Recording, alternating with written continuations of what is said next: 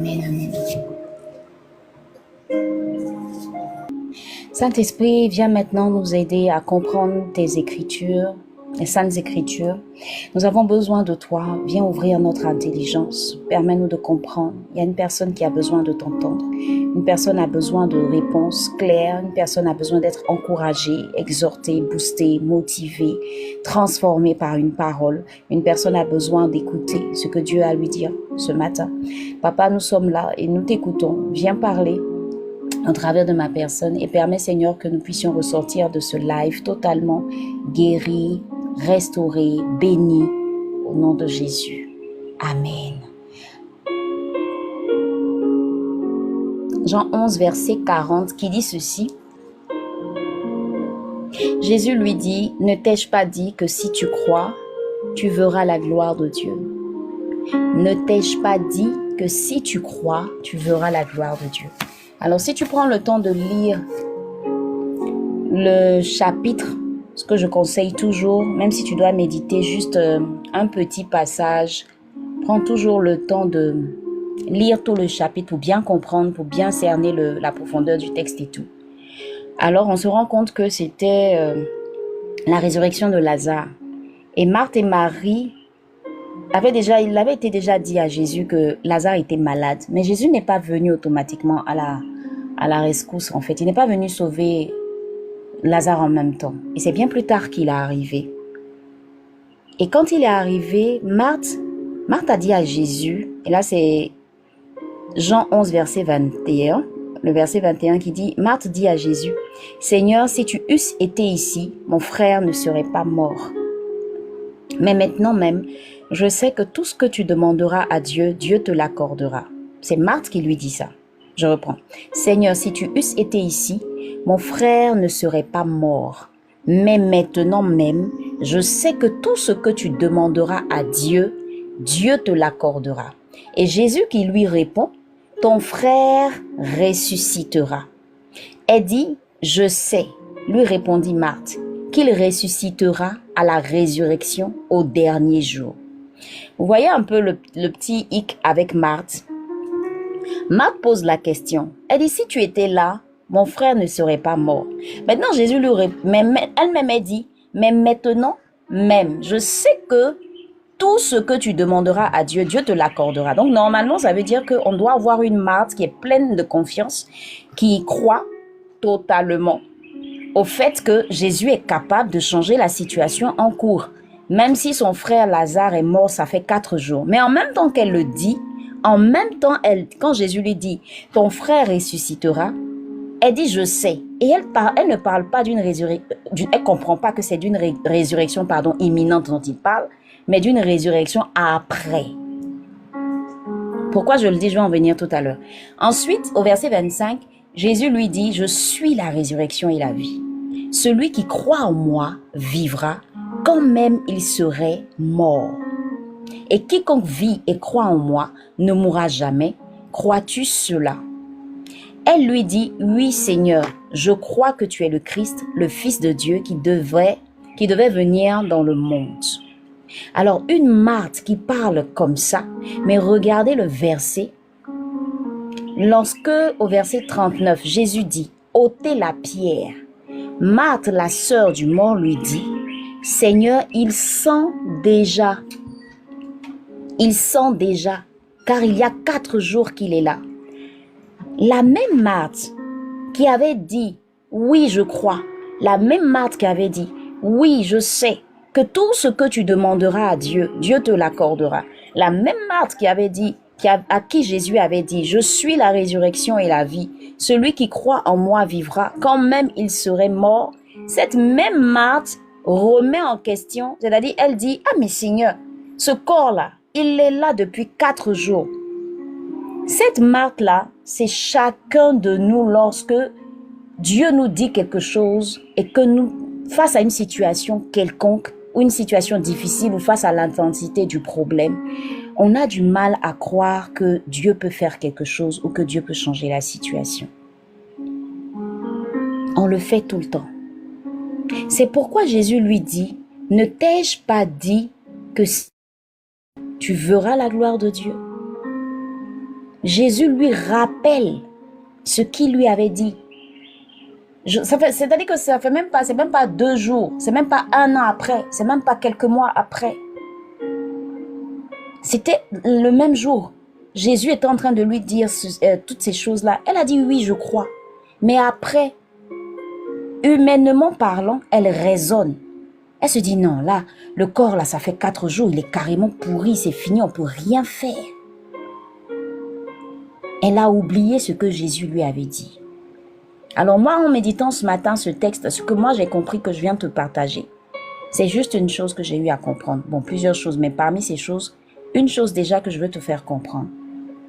On a tendance généralement à douter de ce que papa nous a dit lorsque nous sommes face à des situations où, humainement parlant, c'est impossible de régler la situation. Je veux parler à une personne qui peut-être traverse des moments très difficiles. Qu'est-ce que Dieu t'a dit? En fait, le problème, ce ne sera même pas si Dieu est capable de faire ou pas. Mais le problème, c'est qu'est-ce que Dieu t'a dit? Qu'est-ce que tu sais? Et si je veux aller plus loin, c'est qui t'a dit? Qui a dit et qu'est-ce qu'il t'a dit? Si tu peux répondre à ces 2 questions-là, face à la situation dans laquelle tu te trouves en ce moment, où tu estimes, où tout le monde a dit, où tout le monde est en train de dire ça là, c'est fini, on ne peut pas gérer la situation, on ne peut pas régler, il n'y a pas de solution, il n'y a rien à faire. La question que moi je te pose, c'est qu'est-ce qu'il t'a dit? Qui t'a dit quoi? Et qu'est-ce qu'il t'a dit concrètement? C'est cette question-là que Jésus a posée à Marthe. Ne t'ai-je pas dit? Ça veut dire qu'il lui avait déjà dit quelque chose. Et le problème, c'est que si ta foi vacille, si notre foi vacille, parce que je m'inscris aussi là-dedans, si notre foi vacille, c'est parce que très souvent, ce que Jésus nous a dit dans sa parole, on a tendance à très vite l'oublier. Or, pour que la foi se manifeste, pour qu'un miracle se manifeste, pour qu'un changement puisse se faire, pour qu'une situation puisse se transformer en un miracle, tout va partir de là. Donc c'est pas juste avoir la foi, c'est pas juste dire je crois, mais c'est réellement comprendre déjà qui m'a parlé.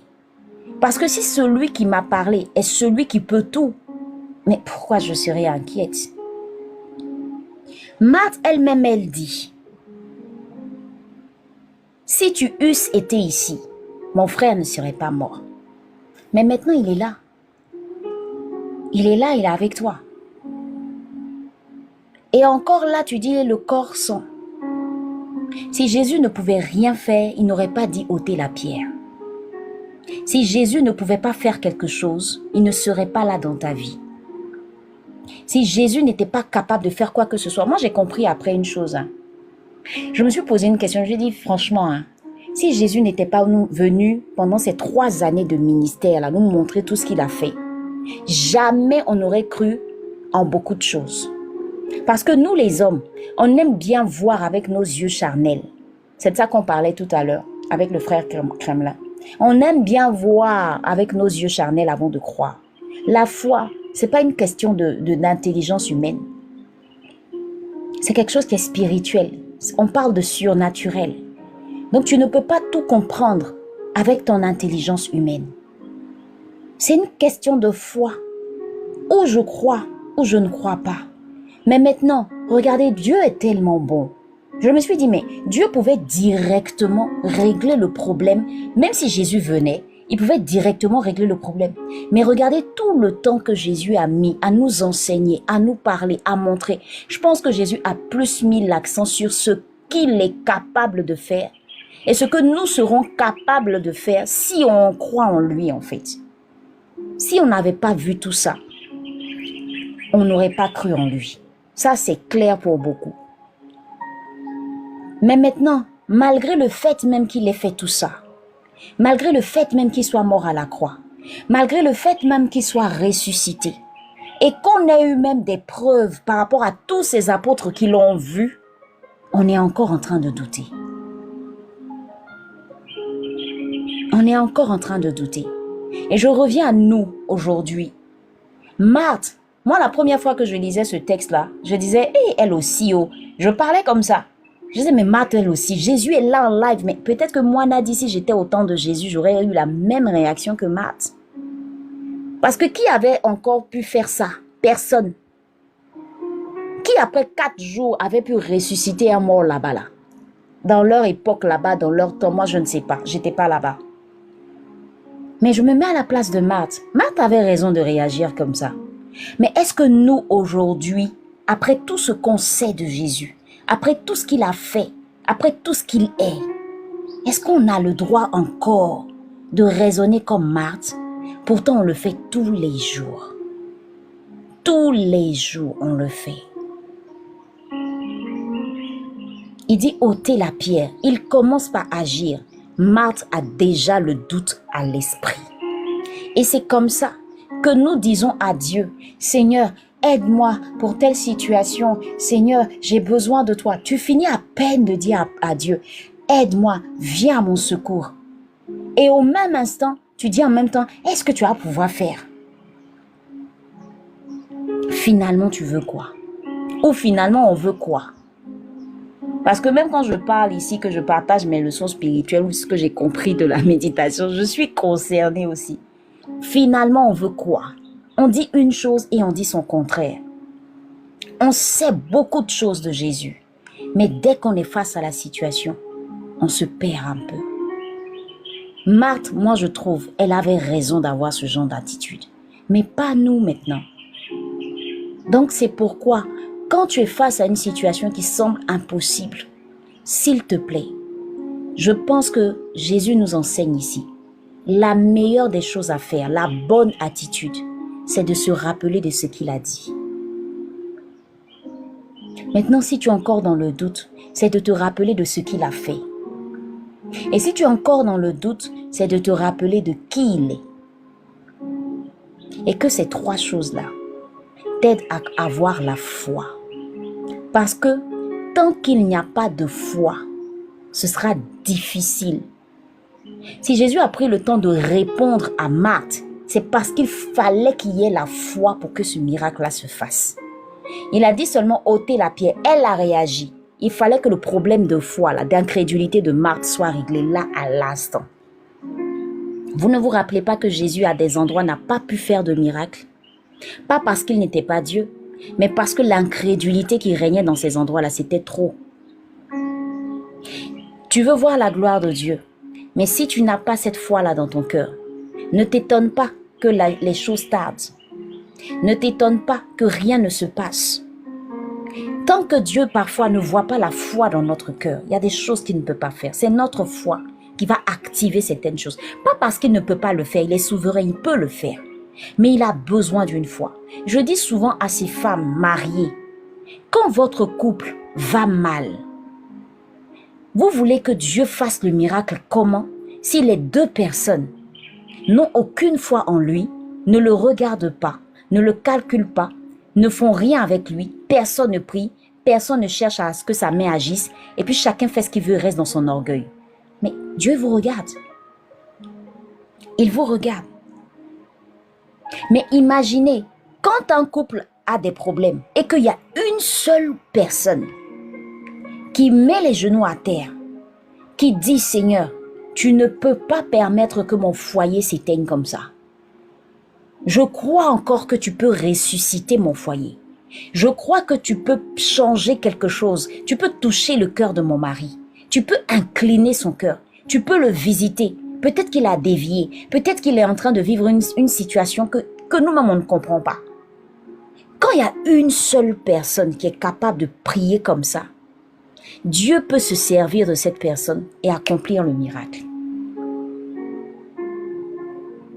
Comprends ça très bien. Moi, c'est ce que j'ai compris. C'est pourquoi, là où normalement je dois me plaindre, là où normalement je dois être en train de chercher des solutions miracles à gauche, à droite, je commence par regarder à l'intérieur de moi si ma foi est intacte. Parce que je ne peux pas demander à Dieu de faire quelque chose si moi-même je ne crois pas en lui. Je ne peux pas espérer voir un changement dans une quelconque situation si ma foi n'est pas au beau fixe, C'est-à-dire si ma foi vacille, si à l'intérieur de moi, je doute totalement de ce que Dieu est capable de faire. Jésus pouvait continuer son miracle, mais la réponse de Marthe l'a arrêté. Et il a répondu d'abord, ne t'ai-je pas dit que si tu crois, tu verras la gloire de Dieu? Pour lui dire, à l'instant où je suis en train de faire le miracle, là maintenant, Marthe, ce qui doit t'animer, c'est pas autre chose que ta foi. Et c'est comme ça que même dans le secret, pendant qu'on est en train de se lamenter ou douter là, Jésus est déjà prêt à faire quelque chose. Mais ton doute le bloque, ton doute le freine, parce que ton doute parfois t'emmène à aller voir ailleurs. Or, tu étais à 2 doigts de ton miracle. À 2 doigts. À 2 doigts. Au moment où ta foi était au beau fixe là, je veux dire, ta foi était, vraiment tu étais au top. Quelqu'un quitte là-bas, vient te dire, hey, il y a quoi? Tu as un problème dans ton foyer. Toi, tu ne sais pas qu'il y a des féticheurs pour régler ça. Tu ne sais pas que tu peux faire telle chose. Distraction. Et toi, maintenant, tu vas dire, bon, écoute, Seigneur, moi, je pense que tu as assez duré comme ça. J'ai pleuré, j'ai prié, j'ai jeûné, j'ai fait tellement de choses. J'ai fait des offrandes, j'ai fait des sémences, je suis allé voir beaucoup d'hommes de Dieu. Bon, jusque-là, tu veux rien faire. Et tu commences à prendre un autre chemin. Combien de femmes, combien d'hommes ont attendu l'homme de leur destinée, ou ont voulu se marier, je préfère dire ça, ont voulu se marier. Tu t'es dit, j'entends souvent les personnes même que j'accompagne. Je ne sais pas, depuis là, je ne suis pas mariée, tout le monde se marie autour de moi, je ne comprends pas, c'est comme ça, vraiment, si c'est trop compliqué, cette histoire de foi chrétienne là, c'est trop compliqué, les païennes, elles se marient chap. Il y en a même, elles sont heureuses, elles sont épanouies. Mais nous, on a mis notre foi en Jésus là. Et tout ce que je fais à l'église, et tout ce que j'entreprends, de toute façon, je vais à l'église tous les jours là. Seigneur, il ne peut pas me regarder un peu. Il ne peut même pas me considérer un peu. Quand tu es en train de parler comme ça, tu exprimes quoi au juste? Ta foi ou bien le fait que Dieu n'est pas capable de faire quelque chose? Ce n'est pas un homme que Dieu ne peut pas te donner. Ce n'est pas un homme ou une femme que Dieu ne peut pas te donner. Parce que nous, les femmes, arrivées à un moment dans notre marche avec le Seigneur, on n'a que le mariage dans la tête. C'est normal, oui, parce qu'on a envie de vivre ça, le bonheur conjugal, avoir une famille, des enfants et tout ça. Mais le problème, c'est que parfois, il est en train de nous attendre. C'est-à-dire, toi, tu penses que tu attends Dieu, mais Dieu, en fait, est en train de t'attendre. Et il t'attend à quel niveau? Il t'attend à un niveau précis. Est-ce que tu es vraiment prête pour le mariage? Est-ce que lui, il est prêt pour le mariage? Et quand tu vois que ça tarde, parce que Dieu, lui, il attend que tu aies le caractère qu'il faut, il dit, mon fils que je vais donner là, c'est pas n'importe qui. Avec le gros cœur que tu as là, si je t'ai mise sur sa route, je vais pas tirer de ce couple-là ce que je dois tirer. Parce que soyons sûrs d'une chose, que tu le veuilles ou pas, Dieu là, c'est sa gloire il cherche. Et puis ça, tu peux même pas le lui reprocher parce que c'est lui qui nous a créés. Il fait de nous ce qu'il veut. C'est comme si moi, je crée quelque chose et puis je ne veux pas jouir de cette chose. Non, c'est-à-dire je l'utilise comme je veux. C'est ça. Donc si tu comprends réellement que parfois ta promesse du mariage tarde, c'est peut-être parce que la vraie question, c'est est-ce que tu es prête ou est-ce que tu es prêt? Et donc, lui, il attend que tu te bâtisses, que tu sois cette femme de prière, parce que peut-être que tu es l'épouse d'un homme de Dieu. Et si tu es l'épouse d'un homme de Dieu, ça c'est un exemple que je donne. Si tu es l'épouse d'un homme de Dieu, est-ce que tu sais que tu seras appelée à être à une certaine dimension avec lui? C'est-à-dire si c'est l'homme que Dieu veut te donner là, aussi l'homme que tu vas croiser et tout. Moi, je préfère dire ça comme ça. L'homme que tu vas avoir, si c'est un homme qui sera...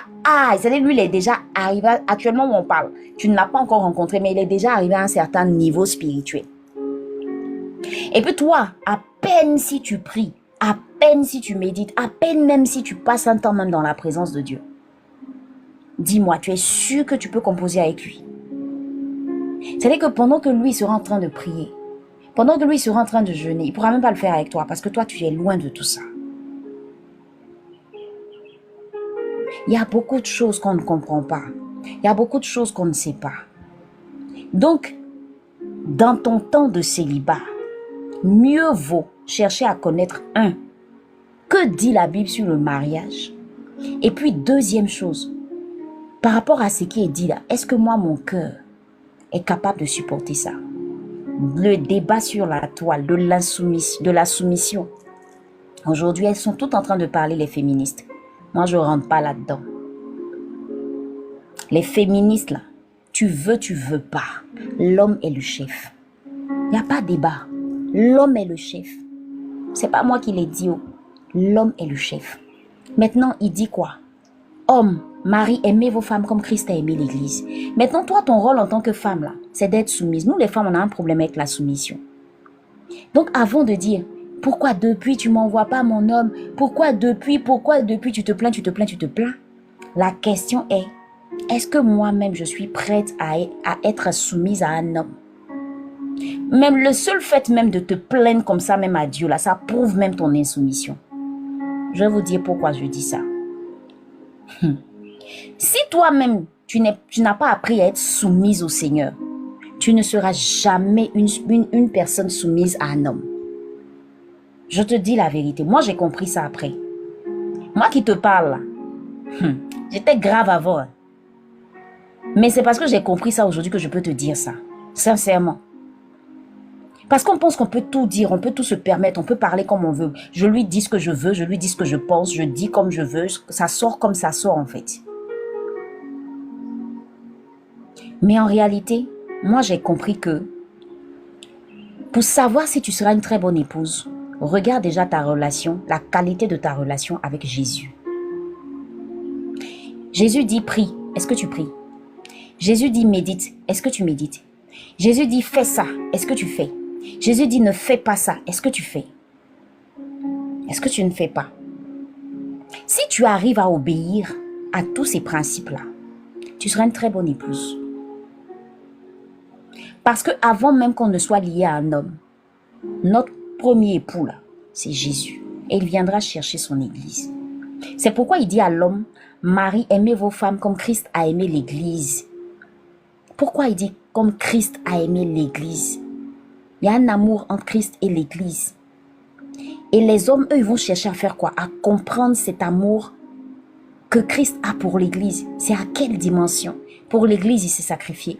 Pour l'église, il a posé des actes clairs. Pour l'église, il a donné même sa vie. Donc un homme qui va parler de mariage, est-ce que lui, il est prêt à donner sa vie pour sa femme? C'est ça la question. Maintenant, femmes, soyez soumises.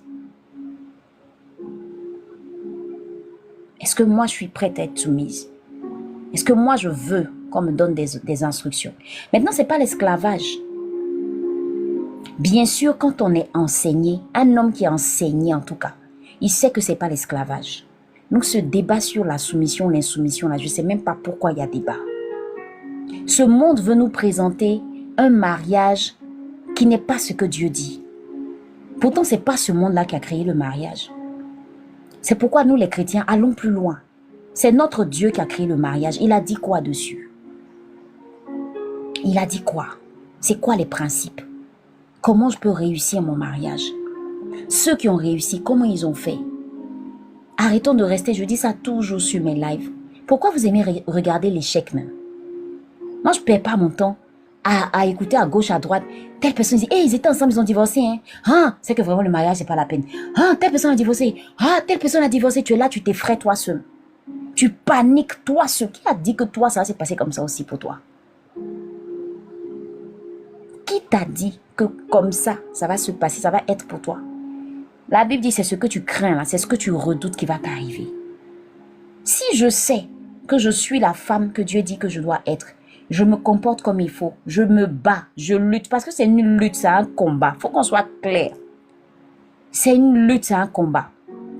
Je ne suis pas contente, mais Dieu dit je dois respecter mon homme. Donc j'ai une manière de lui parler, que je le veuille ou pas. Je me bats, j'ai peut-être sorti une parole que je ne devais pas, mais je demande pardon.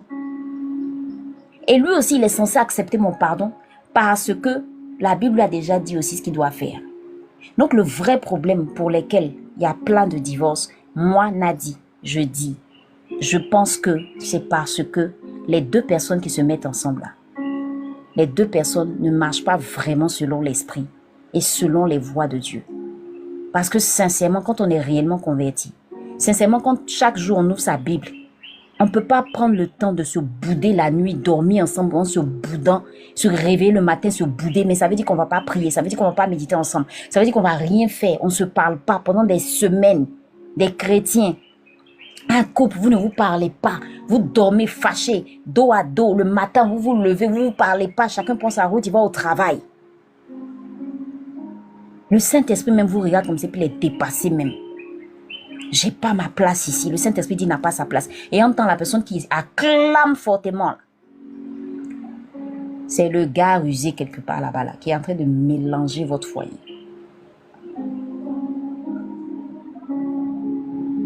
Donc je reviens au texte. Notre foi va dépendre de ce qu'on sait. De ce qu'on sait. De ce qu'il a dit. De qui il est pour nous. De la révélation qu'on a de Jésus. Et c'est bizarre, tout à l'heure, on en parlait avec le frère Kamoulet. La révélation de qui est Jésus.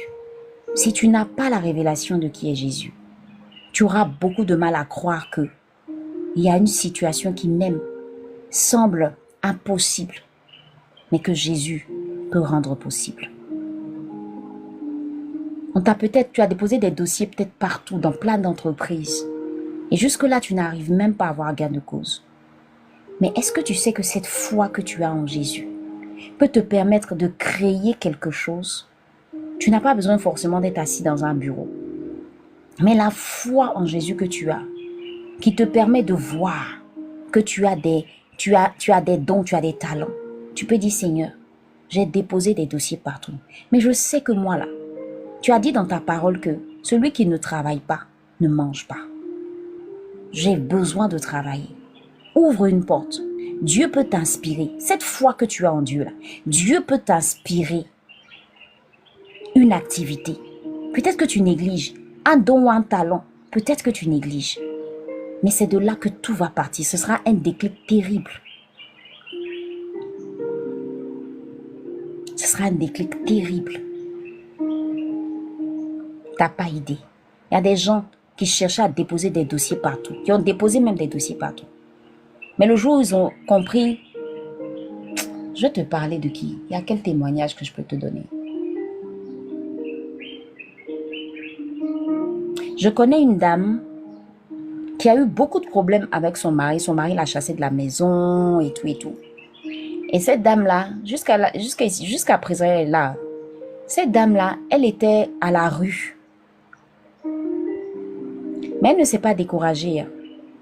Elle s'est dit, même si je suis à la rue, le Dieu que je sers là, peut m'aider. Elle n'était pas allée très loin à l'école. Ce qu'elle a fait, c'est quoi? Elle a commencé à vendre à ticket poisson en mettant juste un petit tabouret quelque part juste devant un couloir d'une cité. À l'heure où je te parle, ça fait combien d'années? Ça fait plusieurs années, hein? Ça fait une vingtaine d'années. Hein? Cette dame-là, elle est encore assise là-bas. Mais là-bas, là, elle n'est pas assise sur un tabouret. C'est devenu toute une industrie. C'est-à-dire quand tu regardes même l'endroit, tu ne sais pas que c'est parti d'une histoire. D'une femme qui était à la rue. Elle avait mis son tabouret. Après, le tabouret est devenu banc. Parce que le banc... Oh, Yazambé, bisous, ma soeur. Mais Yazambé, toi, t'es quelque chose. Je parlais de toi aujourd'hui sur le live. Et puis, tu as atterri. Je parlais du débat. Du fameux débat. Merci pour les roses. Oh, ma soeur, que Dieu te bénisse. Que Dieu te bénisse. Abonnez-vous à elle. Abonnez-vous à elle. Si vous allez sur cette live, vous allez écouter un peu les débats là, dont je parlais tout à l'heure. Plein de cœur à toi aussi, ma soeur. Donc, j'étais en train de dire que cette femme-là, jusqu'à aujourd'hui, là, elle est au même endroit, mais l'endroit n'est plus le même. Pourquoi? Parce qu'elle a cru en ce que Dieu avait déposé en elle. Et c'est quoi? Elle a une manière de faire son attiqué poisson. Là. C'est-à-dire que même si tu habites dans une autre ville, même tu peux prendre transport même pour venir payer son plat. Parfois, Dieu ne t'attend pas là où tu penses. Parfois, tu te dis, forcément, il faut que je travaille dans un bureau. Mais les millions que cette femme se tape aujourd'hui, t'as pas idée. Si moi, je te dis,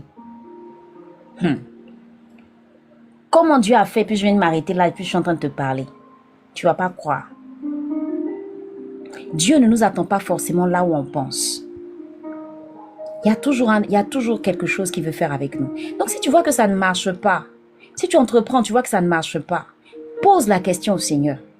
Demande-lui, et ça, si je parle à quelqu'un, je veux encourager quelqu'un. C'est pas forcément un bureau, mais ça peut être juste une activité que tu vas faire. Et puis, Dieu va créer le déclic. Tout va partir, puis il va booster la chose. Ne t'angoisse pas pour ça. Pourquoi je ne travaille pas dans un bureau? Pourquoi je ne suis pas ci? Pourquoi je ne suis pas ça? Il y a forcément quelque chose que tu as en toi. Dieu ne t'a pas fait venir sur cette terre pour accompagner les autres. Il y a quelque chose que Dieu a déposé en toi. Et tu as besoin de connaître ça. Maintenant, j'étais en train de dire, si tu n'as pas la révélation de qui est Jésus, tu ne sauras pas qu'il est capable de t'aider à faire telle ou telle chose. Tu vas rester toujours dans le doute, tu vas rester toujours dans les inquiétudes, dans un questionnement qui ne finit pas. Parfois même tu te poses la question, moi-même là où je suis là même là, sur cette terre là, c'est pourquoi? Je suis une erreur ou bien? Tu n'es pas une erreur, tu n'es pas un accident. Tout ce que tu as à faire en ce moment-là, dispose-toi, contemple ton Dieu, apprends, bâtis-toi, construis-toi à partir de la parole. Laisse Dieu te révéler. Laisse-le même se révéler à toi. Et puis pose-lui la question. Seigneur, qu'est-ce que tu attends de moi? Qu'est-ce que tu veux faire avec moi? Où est-ce qu'on va? Quel chemin on prend? Tu vas le voir se révéler à toi. Aujourd'hui, moi, je suis étonnée de voir tout ce que je suis en train de faire dans le Seigneur. Sincèrement. Parce que nulle part, c'est-à-dire, on ne pouvait même pas imaginer que je pouvais le faire.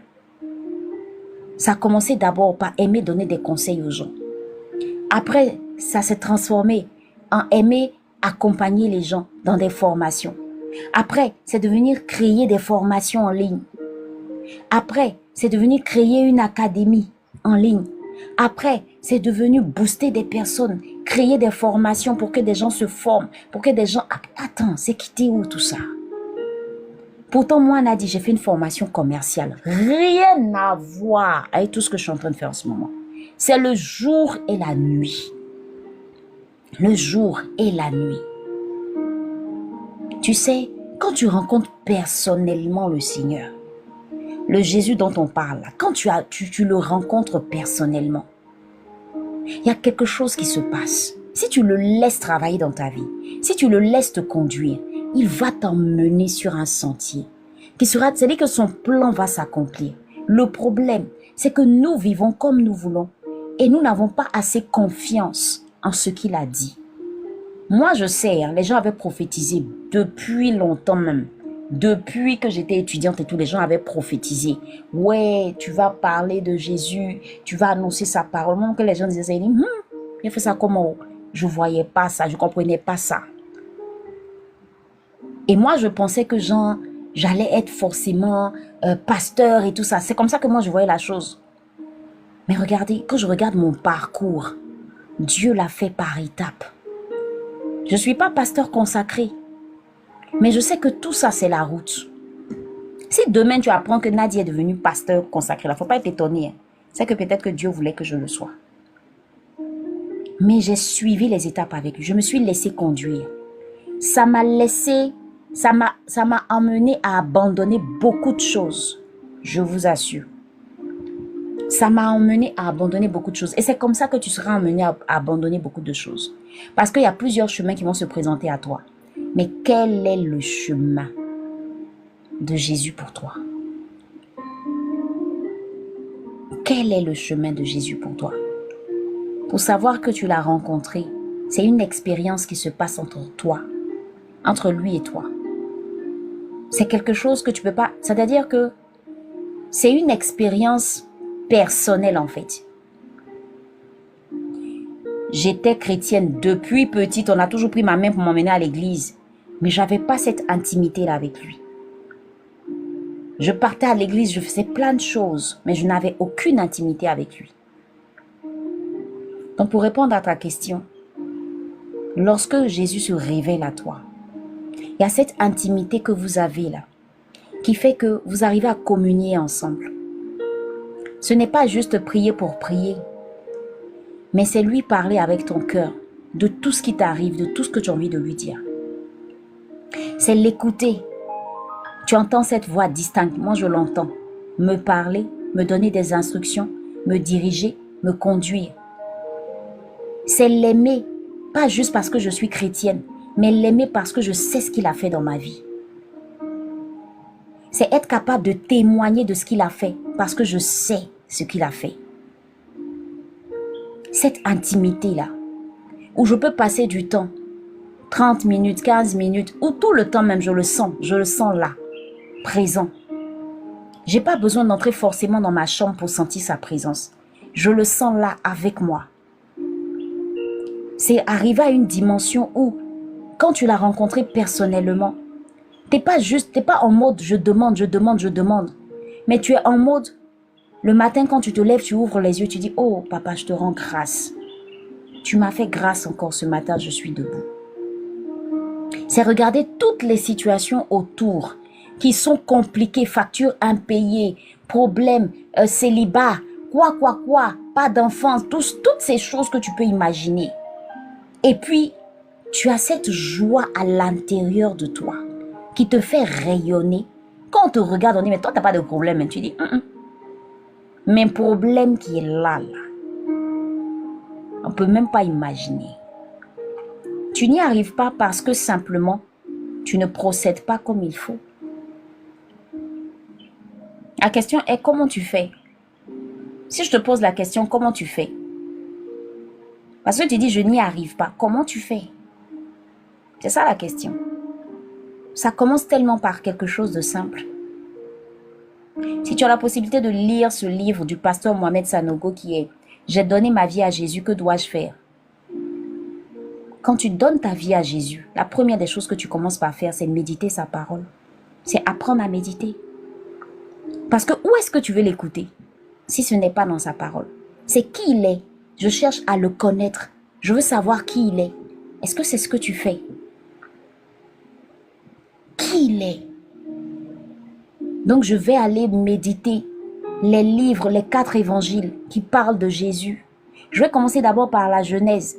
Dieu a créé le monde comment? Qui est Dieu? Comment il a créé le monde? Comment ça s'est passé? Après, je tombe sur les 4 évangiles. Matthieu a dit quoi de Jésus? Je ne le connais pas. Luc a dit quoi de Jésus? Je ne le connais pas. Jean a dit quoi de Jésus? Je ne le connais pas. Et quand je commence à méditer tous ces passages-là, lui-même, il se révèle à moi. Et je vais maintenant l'expérimenter comment? Lorsque, par exemple, je finis de faire une méditation et que je vois des choses se passer devant moi et que c'est juste un clin d'œil par rapport à tout ce que j'ai médité, je le vois à l'œuvre. Je passe par des situations où je le vois à l'œuvre. Mais je peux témoigner de lui.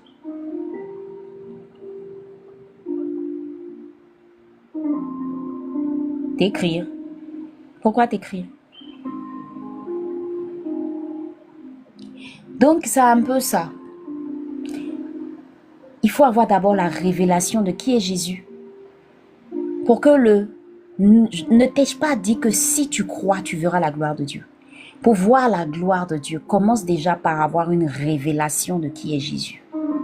Ensuite, tu pourras voir la gloire de Dieu. La situation que tu vis ou que tu traverses n'est pas impossible. Tout va dépendre de ta foi. Tout va dépendre. Si tu dis par exemple que tu es dans une situation où par exemple, on te dit que ta société va fermer. Mais en même temps, tu as la foi que Dieu peut faire quelque chose. Tu as cette foi-là, que Dieu peut faire quelque chose. je t'assure qu'il va prendre le temps d'ouvrir ton esprit ou de te donner une inspiration. Il y a un acte que tu vas poser et puis ça va sauver la société ou l'entreprise. Donc ta foi va te permettre simplement d'activer le miracle. Ça peut être juste une instruction que Dieu va te donner. Ça peut être juste un acte que tu auras à poser. Ça peut être juste une personne à qui Dieu va te connecter. Et cette personne est la réponse à ta prière. Tout ce que toi tu as à faire, c'est d'avoir la foi. C'est tout. Et Marthe avait besoin d'avoir cette foi-là. Et la preuve, on sait qu'au final, Jésus a ressuscité Lazare. Donc parfois même, il y a des situations qui se passent.